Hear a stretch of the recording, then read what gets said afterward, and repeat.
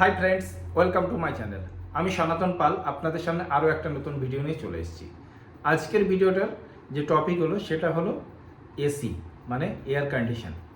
এখন যা গরম পড়ছে ওয়েস্ট বেঙ্গল তথা ভারতবর্ষের ভিতরে, তা সেই কারণে আমি আপনাদেরকে আজ এসি সম্বন্ধে ডিটেলস আজ আপনাদেরকে বলবো। যদি আপনারা এরকম ভেবে থাকেন এসি কিনবেন, মানে এসি নেবেন, এসি লাগাবেন, তার জন্য কয়েকটা জিনিস আপনাকে ফলো করতে হবে। অনেকে অনেক কথা বলবে, এই কোম্পানি কিনুন, ওই কোম্পানি কিনুন। কোম্পানিটা যে কোনো কোম্পানি আপনি কিনতে পারেন, সেটা সব কোম্পানি ভালো। তা কোনো কোম্পানিকে খারাপ বলবো না, কোনো কোম্পানিকে ভালো বলবো না, সব কোম্পানি ভালো। এসি কেনার সময় কয়েকটা জিনিস দেখে কিনতে হবে, তাহলে আপনাকে কেউ ঠকাতে পারবে না।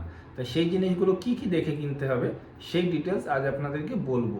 তো চলুন শুরু করা যাক। শুরু করার আগে আমি বলবো, আমার চ্যানেলে যারা নতুন আছেন তারা অবশ্যই চ্যানেলটাকে সাবস্ক্রাইব করবেন। যারা অলরেডি সাবস্ক্রাইব করেছেন অনেক অনেক ধন্যবাদ। তা এবার আপনাদেরকে বলবো কি কি জিনিস আপনারা প্রথমত দেখে কিনবেন। সবার প্রথমে আপনি এটা দেখবেন আপনার রুমের সাইজ কত আছে। যদি আপনার ছোট রুম হয়, রুমের ক্যাটাগরি ওয়াইজ মানে এসি লাগানো হয়, মানে কত রুমের সাইজ, রুমের হাইট সমস্ত কিছু ডিপেন্ড করে এসির মানে কত টনের লাগাবেন। তা সেটা মোটামুটি একটা সবার আইডিয়া থাকে। তা এসি কেনার সময় মানে ধরুন টন যেটাই হোক, 1 টন হোক, 2 টন হোক, 1.5 টন হোক, সেটা যত টনই হোক না কেন, কিন্তু আপনাকে কয়েকটা জিনিস লক্ষ্য করতে হবে।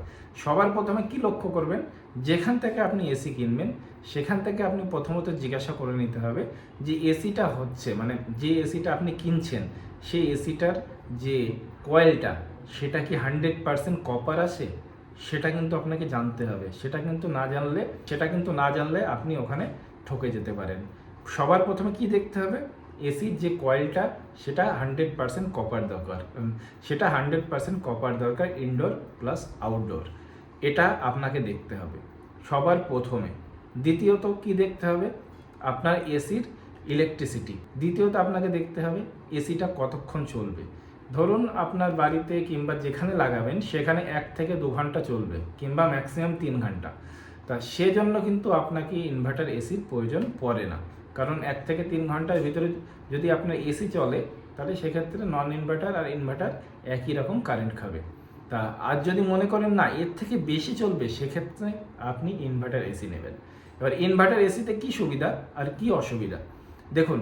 ইনভার্টার এসিতে আপনার সুবিধা এটা, কারেন্ট যে ইলেকট্রিসিটি কনজাম্পশন হবে সেটা ধীরে ধীরে কমতে থাকবে। ধরুন প্রথমে যখন স্টার্ট করবেন তখন ধরুন ফুল ফোর্সে কারেন্ট খাবে, মানে কম্প্রেসরটা 100% চলবে, তো সেই অনুযায়ী কারেন্টটা খাবে। ধীরে ধীরে সেটা কমতে থাকবে। তাই এটা হলো ইনভার্টার এসির ক্ষেত্রে এই সুবিধাটা আপনি পাবেন, মানে বিলটা আপনার নন ইনভার্টার থেকে ইনভার্টারে অনেক কম আসবে। তো সেই কারণে সবাই প্রেফার করে ইনভার্টার এসি কেনার জন্য। এবার ইনভার্টার এসি তো হলো, এর পরবর্তীতে দেখবেন আপনি স্টার ক্যাটাগরি, মানে দেখবেন অনেকে বলে 5 star, 4 star, 3 star, 2 star, 1 star, এরকম স্টার আছে। তা কোন স্টার নিলে ভালো হয়? দেখুন মার্কেটে অনেক কোম্পানি এসি আছে, অনেক স্টার আছে, 1 স্টার আছে, 2 স্টার আছে, 3 স্টার আছে, 4 স্টার আছে। তা সব থেকে যেটা বেস্ট, মানে একদম কম কারেন্ট খাবে, মানে একদম কম বলতে এমন নয় যে 10 ইউনিটের জায়গায় 1 ইউনিট খাবে, এরকম নয়। তা একদম মানে সব থেকে কারেন্ট কনজাম্পশন কম হবে 5 স্টার। কিন্তু 5 স্টার 3 স্টারের ভিতরে খুব অত ডিফারেন্স থাকে না। তবু বলবো চেষ্টা করবেন 5 স্টার নেওয়ার, যদি আপনার এসিটা 3 ঘন্টা কিংবা তার বেশি চলে পার ডেতে, তাহলে আপনি 5 স্টার নিলে আপনার সুবিধা হবে, যে এসিটা সেটা কারেন্টটা কম খাবে। তা আর একটা জিনিসের ভিতরে আর একটা ব্যাপার আছে। ধরুন আপনার 5 স্টার এসি ইনভার্টার এসি নিয়েছেন, এক্ষেত্রে কিন্তু একটা মাইনাস পয়েন্ট থেকেই থাকে। সেটা কিন্তু আপনাদের দোকানদার কিংবা যেখান থেকে কিনবেন তারা কেউ বলবে না। 5 স্টার এসিতে, ইনভার্টার এসিতে কী সমস্যা হতে পারে in future 5 star AC inverter AC এতে কিন্তু পিসিবি থাকে।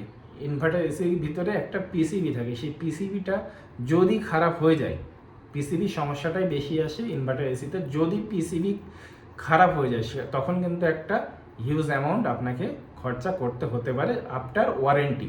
5 বছর এমনিতে ওয়ারেন্টি থাকে, তার পরবর্তীতে যদি খারাপ হয় সেক্ষেত্রে কিন্তু একটা হিউজ অ্যামাউন্ট আপনাকে খরচা করতে হতে পারে। আর নন ইনভার্টার এসিতে এই পিসিবির ঝামেলাটা একটু কম থাকে, মানে ওটা খারাপ খুব কম হয় নন ইনভার্টার এসিতে, মানে খারাপের সম্ভাবনাটা কমই থাকে। তাই এই কারণে তবু আপনি আরেকটা জিনিস চেক করবেন, যখন আপনি দোকানদারের কাছ থেকে জিনিসটা নেবেন এটা চেক করে নেবেন যে এসিটাই, যে কোম্পানি এসি কিনুন না কেন, পিসিবির ওয়ারেন্টি প্লাস কম্প্রেসর ওয়ারেন্টি। পিসিবির ওয়ারেন্টি বর্তমানে যে এসিগুলো চলছে সেগুলো 5 বছর করে দিচ্ছে, আর যে কম্প্রেসর সেটা হলো 10 বছরের ওয়ারেন্টি। যে কম্প্রেসর সেটা হলো 10 বছরের ওয়ারেন্টি। তা আমি বলবো চেষ্টা করবেন 5 স্টার নিতে, কারণ দিন দিন যা ইলেকট্রিসিটির দাম বাড়ছে সেই কারণে 5 স্টার নেওয়াই ভালো। তো এসি কেনার সময় কী কী লক্ষ্য করবেন? সবার প্রথমে লক্ষ্য করবেন যে কয়েলটা আছে এসির ভিতরে, দেখবেন যে টিউব আছে সেই টিউবটা কপারের কিনা, মানে কয়েলটা কপারের কিনা সবার প্রথমে। সেকেন্ড, যে স্টার ক্যাটাগরি, কোন স্টার এসি কিনছেন।